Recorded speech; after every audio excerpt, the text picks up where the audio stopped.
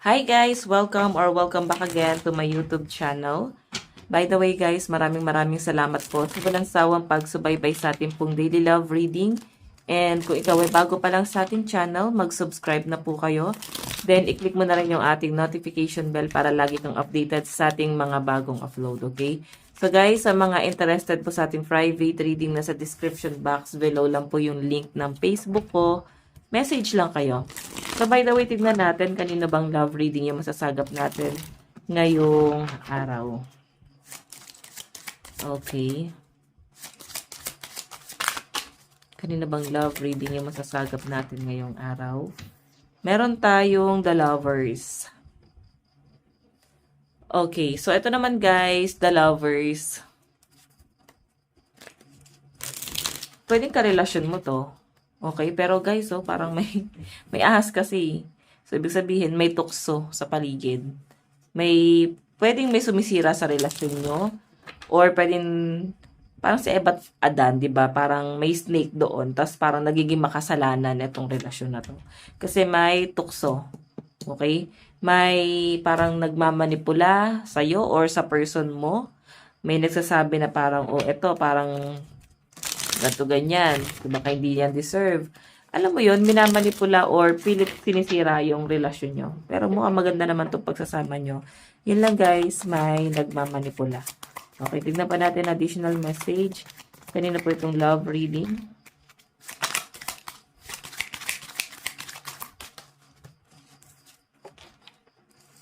Meron tayong death. Okay, so ito naman guys, death. Sa pinapakita sa akin dito, parang new beginning. Okay, nagsisimula ulit kayo ng bagong cycle. So, pwedeng nagkakaroon kayo ng pagtatalo, problema, kasi may tukso. Pwede may nakakausap siya, or pwede ikaw may nakakausap. Pero nakikita ko guys, tinatry na i-work out itong relationship na to. Tinatry na itabo yung tukso. Pwede yung tukso guys is pwedeng hindi naman guys other person. Pwedeng bisyo na hindi niya guys maiwasan. Okay? Hindi niya kayang talikuran. So, pwedeng tinatry nyo na parang tulungan yung partner mo kung siya itong may bisyo. Na ma-overcome to, no? So, that guys is ending a new beginning. Ayan, tignan pa natin. Additional message.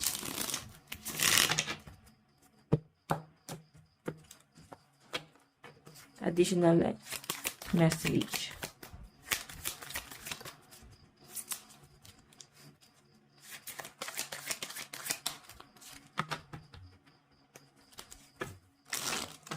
Oops.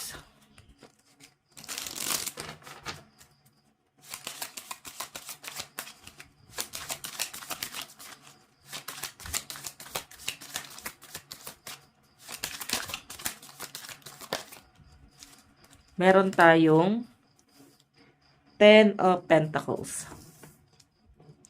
Ten of Pentacles. So guys, yung pinapakita sa akin dito, since Ten of Pentacles to, family to, no? Pwedeng hindi nyo kayang maging buo kasi meron kayo ibang responsibilidad. Pwedeng nakadepende pa rin sa magulang, pwedeng doon kayo nakatira.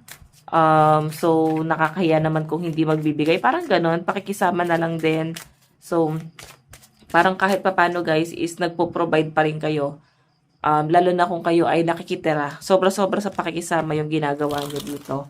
Okay, so pwedeng isa to sa parang sumisira sa inyo or pwede naging problema. Though yung iba naman sa inyo guys, okay naman yung relationship doon sa pamilya. Ang problema lang guys, ang hirap lang gumalaw. Okay, wait lang. Ayan. Parang ang hirap lang gumalaw. Di kayo makakilos ng maayos. Di kayo makapagdesisyon kasi yung galaw nyo is Demetro. Parang ganon. Kumbaga, bawat galaw napapansin. Again.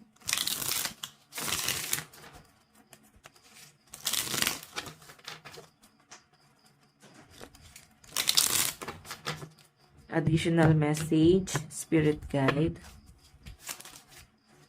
Meron tayong Knight of Swords. Ayan, oh. Pero guys, ayan, kung may mga anak na kayo, mukhang ito yung nagpapasaya sa inyo ngayon. Kumbaga, nag-enjoy kayo sa araw-araw, relax. Pero mukhang nag-overthink din yung iba sa inyo, lalo na kung wala kayong trabaho, no? Na parang lagi lang kayo sa bahay, nakaka-frustrate. Okay, kahit sabihin na natin guys na may internet. Eh, paano naman yung walang internet, di ba? Paano ka naman maglilibang niyan? Okay? So, nakaka-frustrate, parang nakakabaliw. Sa totoo lang guys, nakakabaliw talaga pag nasa bahay ka lang. Mas mabigat yung responsibilidad pag sa bahay. Ang dami kasi. Tapos paikot-ikot lang yung cycle mo, walang ibang ganap.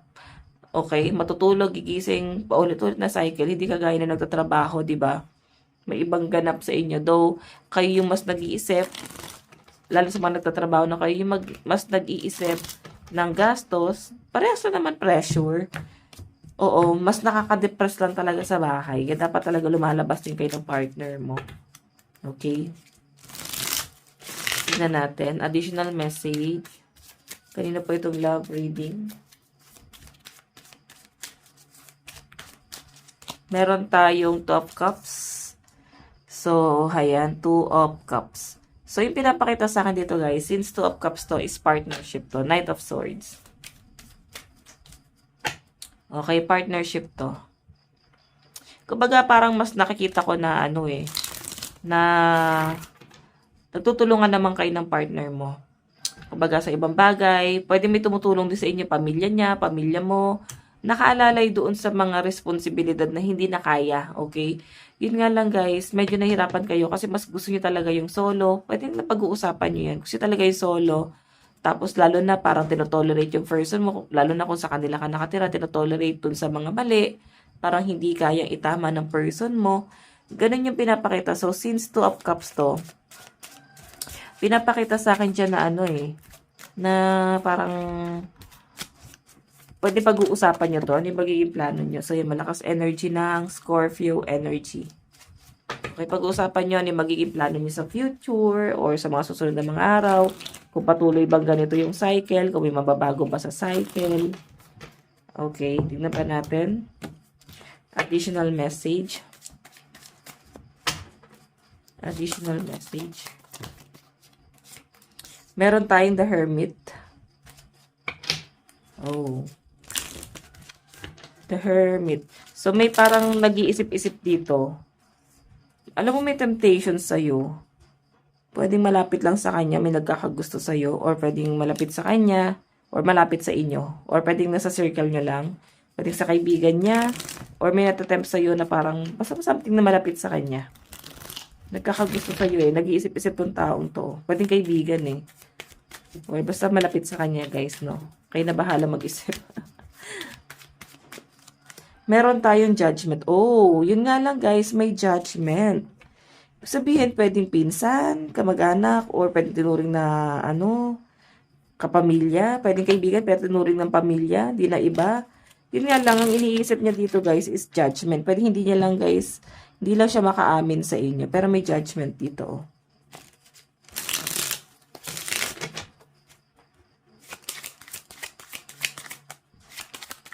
Again.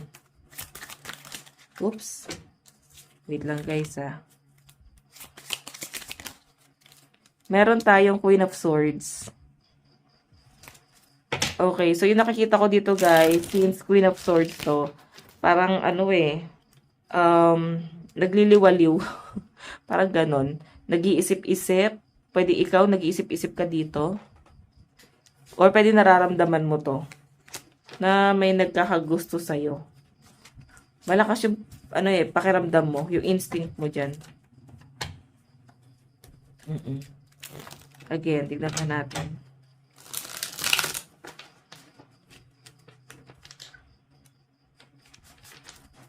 Additional message. Kanina po itong love reading.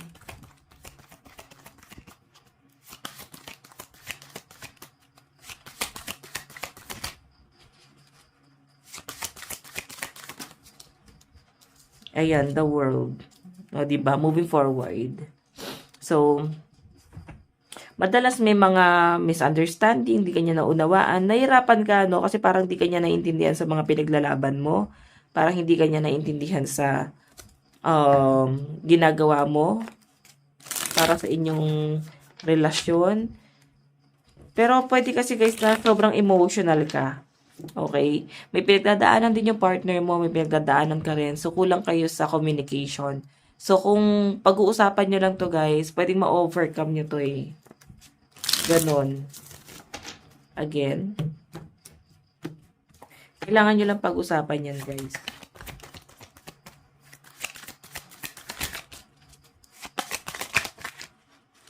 Meron tayo Queen of Wands. Diba nag-aantay ka? Pwede kasing nahihirapan kang kausapin siya sa hinanakit mo, sa gusto mong mangyari, sa mga plano mo, yung frustration mo. Pwede kasing ikaw ay kapapanganak lang, baka may postpartum, no? Pwedeng nahihirapan ka dito na kausapin si person mo. Na sabihin sa kanya na nahihirapan ka na gusto mo na ng bagong cycle, bagong buhay. Hindi mo na gusto kung ano man yung meron ka ngayon, hindi mo na nagugustuhan kung ano man yung buhay na meron ka ngayon. Gusto mo ng something na pagbabago at parang walang pagbabago nangyayari. Gusto mo ng usad, no? Gusto mong musad dyan sa buhay. Again.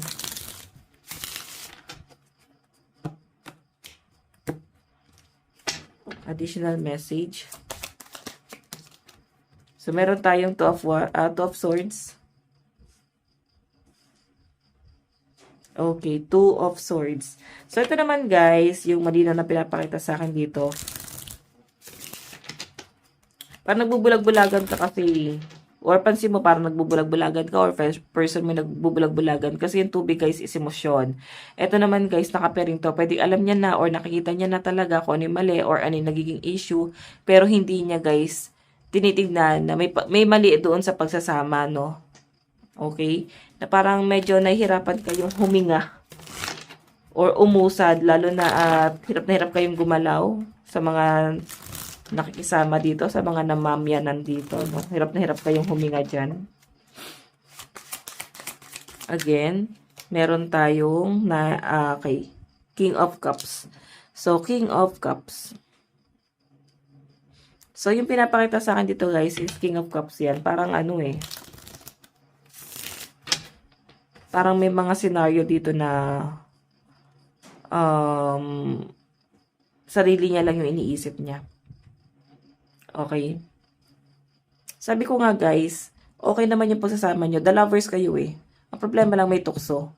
Etong person mo guys is namamanipula. Okay? Nakokontrol ng ibang tao yung gusto niyang mangyari. Nakokontrol ng ibang tao yung mga desisyon niya sa buhay. Ganon.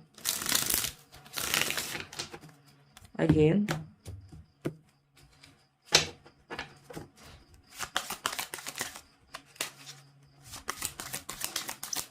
Additional message.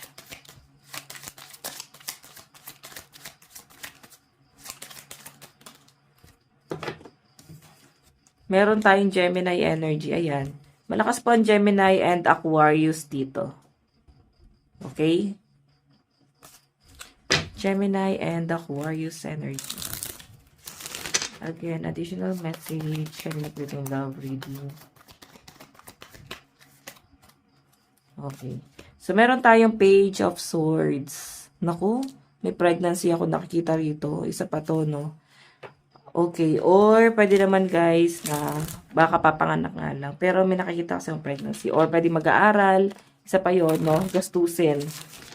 Kasi nga, magastos pang bumili ng school supply. Oo. Diba? So, by the way, tingnan pa natin. Additional message.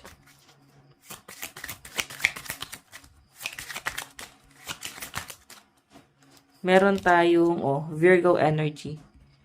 Okay? Meron dito hindi nagpapakatotoo talaga. Nagbubulag-bulagan sa totoong issue. Virgo eh. Kumbaga parang, medyo bulag kasi si Virgo. Ayaw kasi niya ng issue, di ba?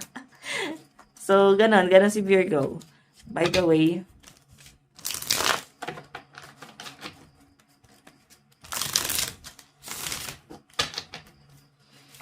again, additional message. Meron tayong Three of Pentacles, diba? Three of Pentacles, guys, is something collaboration. Gusto mo talaga ng pagkakaisa dito, pero hindi mo makita na nagkakaisa kayo ng person mo? Or tinutulungan ka ba niya? May pagkakaisa ba talaga? Or baka ikaw lang yung may gusto ng pagkakaisa? Hindi mo maramdaman niya sa person mo ngayon. Kung talaga bang nagkakaisa kayong dalawa. Okay? Nakikita kita dito na pressure ka ngayon sa relasyon niyo. Pressure ka ngayon sa nangyayari sa inyo ngayon. Tapos parang wala kang magawa, wala kang maitulong. Parang gusto mo na lang lumayo, tumakbo at palayo. Sobrang nahihirapan ka. Parang hindi ito yung lifestyle na gusto mo sa buhay mo. Kasi ikaw ay lumaki ng may kapayapaan, tapos parang bigla ka ng binilanggo, no? Madiskarte kang tao, tapos parang bigla kang binilanggo ng person mo. Bigla ka niyang tinali sa obligasyon, tinali sa pag-aalaga ng anak. Ganun po. So, by the way, meron tayong King of Pentacles. So, King of Pentacles. So, ito naman guys, medyo mabagal, no? Medyo mabagal siya sa mga desisyon na ginagawa niya sa buhay niya. And, ang nakikita ko dyan, parang mas gusto niya manahimik. Okay? Doon di naman natin guys binabato lahat sa person mo yung problema. Feeling ko pressure din naman yung person mo. Wala din siya magawa. Hindi rin siya makapag-decide. Parang gusto niya magtiis ka. Siya din naman din daw kasi nagtitiis. Okay? Wala rin naman siyang ibang choice. Parang ganon. Again. Meron tayong Two of Pentacles.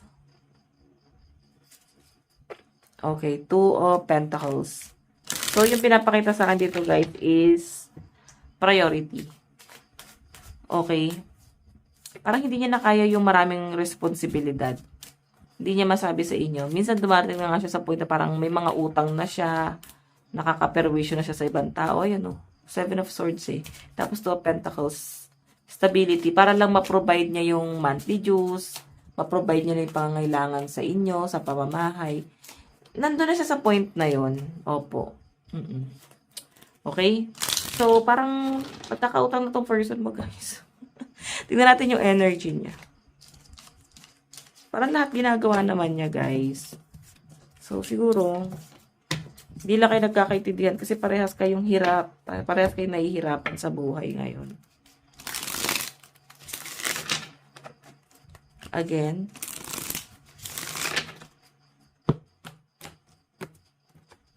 tingnan natin. Nararamdaman ng person mo. Okay, meron tayong Taurus energy. Ayan. Earth sign.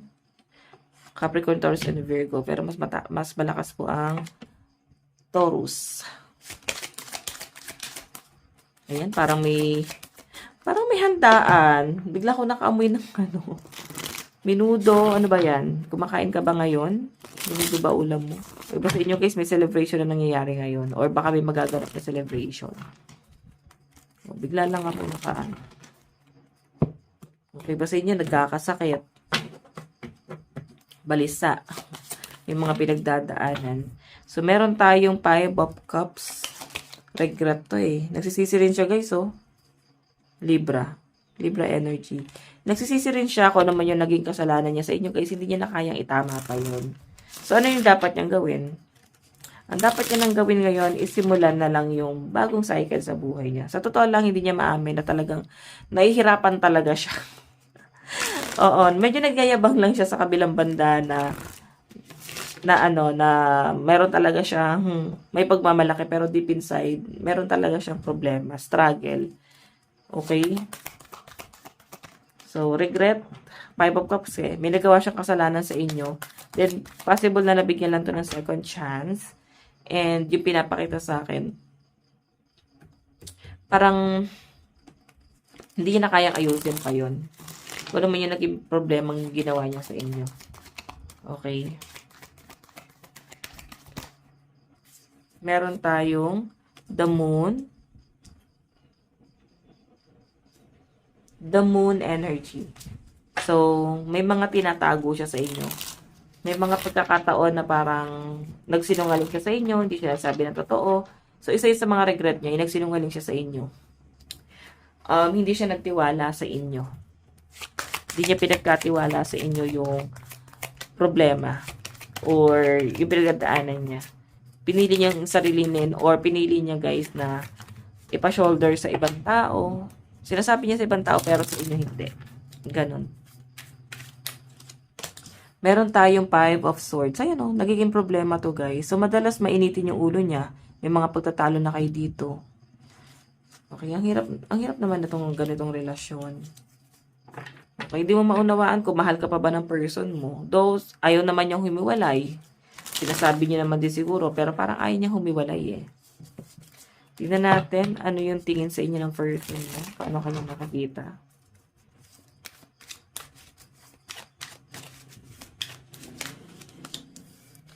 Ten of Wands, pasan-pasan mo na lahat. Nakikita ka niya na sa mo na pasan-pasan mo lahat ng problema. Then parang nakukonsensya pa siya rito. So nakikita ko guys, mukhang hindi siya nakukonsensya. Kasi hinahayaan ka lang niya pasan-pasan yung mga bigat na yan eh.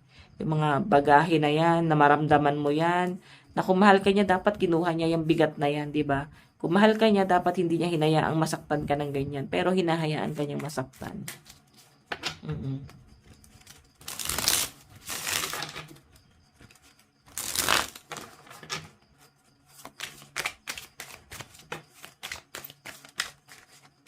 Meron tayong Wheel of Fortune. Wheel of Fortune. So, ito naman guys, si Wheel of Fortune, ano to eh, moving forward. Diba? Parang pinapabayaan ka lang niya tapos siya, may ginagawa siya sa ibang sa buhay niya. Parang, nag-explore naman siya sa ibang bagay na parang ikaw yung pumapasa ng mga responsibilidad. Na parang yes, may binibigay siya, pera, pero hindi kasi sapat yun eh. Kung pera lang, diba? Syempre, dapat may affection din. Okay? Parang pag nagawa niya na yung obligasyon niya, bahala ka na dyan. Na parang ikaw na yung pumapasa ng mga responsibilidad. Bigat sa mundo. bigat ng ano, pinagdadaanan niyo sa buhay niyo, sa pamilya niyo.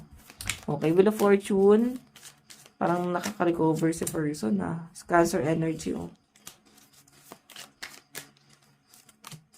Okay. Okay. Gusto ka naman pala niyang tulungan. Kung gusto niya, mag-move on ka na dyan, let go mo na yung bigat na yan. Ngayon, matigas daw kasi yung ulo mo, hindi ka nakikinig. Yan nangyari guys, ay siya yung nag-move forward. Hayaan ka niyang maramdaman na lang din yan. Kasi yun yung gusto mo. Okay, hindi mo nila let go yan eh. Kasi nandito naman siya eh, parang tutulungan ka naman niya, open arms naman siya dito, pero ayaw mo magpatulong. Medyo matigas nga daw yung ulo mo dyan. Okay, tignan natin.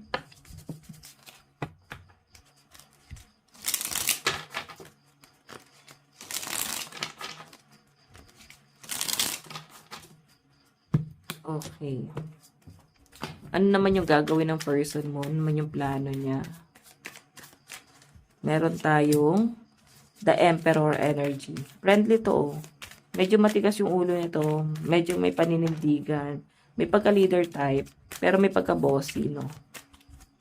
Meron tayong Ace of Swords. Matalino siya eh. So, yun yung ginagamit niya. Medyo may control talaga siya. Okay? Nakikita ko matalino naman siya dyan. And mukhang alam naman niya yung ginagawa niya. Okay, meron tayong Four of Pentacles, 'di ba? Talagang ano eh, hindi kanya kaya i-let go kahit na may mga conflict kayo. Nakikita ko naman sa kanya na parang tinatry niyang magstay ka. Ginagawa niya ng paraan kahit anong mangyari, kahit siya na yung pinaka-bullshit sa tingin mo, siya na yung pinaka-sinungaling na tao.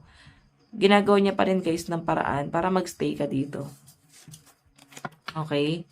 Parang hindi kayo maghiwalay. Alam mo yun? So, ano yung gagawin niya? Diba, the star? Gagawin niya naman yung lahat eh, para sa stability. Nakakapangutang na nga to, parang lugmok na nga tong taong to. Lulong na sa utang. Dami niyang obligasyon. Meron tayong 5 of Cups. Regret to, guys. 6 of Cups. Ayan, diba? Kasi, ang regret niya dito guys, hindi niya natupad kung ano man yung gusto niya mangyari doon sa relasyon nyo, sa binubuo niyong pamilya. Regret kasi napapabayaan niya yung mga anak nyo.